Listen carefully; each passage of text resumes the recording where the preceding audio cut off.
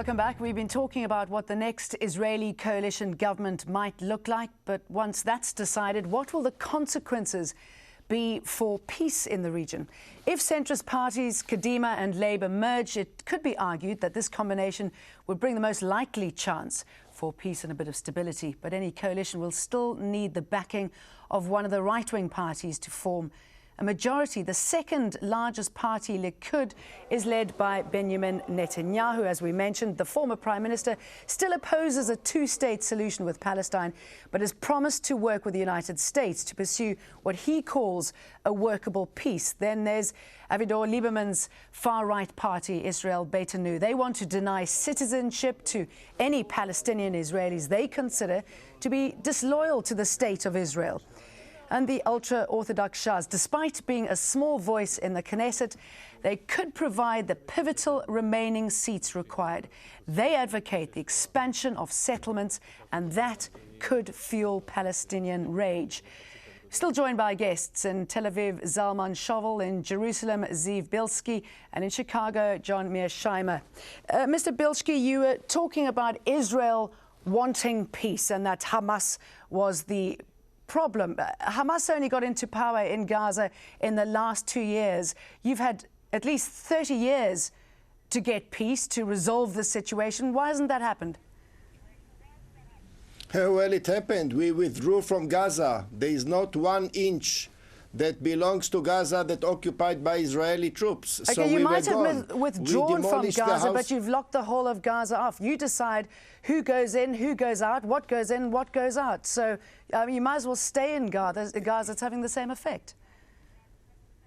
Well, it's very simple. If you shoot rockets on somebody, so you're trying to do whatever you can to stop it. So we thought if we say to them, hold it, don't send more rockets, we won't allow trucks to come in, so they'll stop it. Eventually, we had to go with our army and to try and make another paradigm that people will understand that we can't live for 8 years under rockets. You should see our children in Sderot hiding like this behind the desks for 8 years. So if they don't shoot rockets, I can promise you, on behalf of any Israeli government, everything will be open, there will be prosperity in Gaza. Very simple. But the Palestinians are saying that if you give us freedom, if you lift the Israeli siege, which is devastating Gaza, we will stop firing rockets. I mean, at this stage, every promise Israel has made has been broken. They've promised to stop settlements.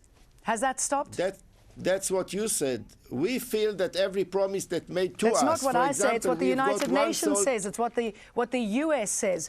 Mr. Mearsheimer, do you think the US now, under Barack Obama, will be a lot tougher on Israel? No, not at all. It's impossible for any American president to be tough on Israel because the Israel lobby in the United States is so powerful that any president who got tough on Israel, who tried to put pressure on Israel to stop building settlements, would quickly find himself in serious political problem. Look, it's been American policy since 1967. Since 1967, to oppose the building of settlements in the West Bank and Gaza. Yet no American president has ever been able to put any meaningful pressure on Israel to stop building settlements. That's because of the power of the lobby. And the lobby is more powerful today than it was 10 years ago, and certainly than it was 20 years ago. So if we're expecting more of the same, Mr. Shovel, what can the right parties deliver as far as peace is concerned? Well, first of all, we're not talking about right parties, but about center-right as the center of the new government. And there will be some parties more to the right, perhaps some parties more to the left. But you know, Professor Mearsheimer, of course, obviously tries to promote his book. But all these theories about the Jewish lobby and so on and so forth is a lot of nonsense. Most Americans, most American Christians, support the state of Israel because they are shared values, because there are strategic interests. And this has nothing to do with the so-called Jewish lobby or Israeli lobby. With regards to actual peace, look, I don't want to debate my friend Mr. Bilski, but it's not only Hamas, it's not only the Gaza Strip, although this is a major reason that we haven't reached peace. We have been trying to talk to the Palestinians for tens of years. I myself have been involved in peace talks, I don't know, probably longer than anyone else in Israel except for our President Shimon Peres.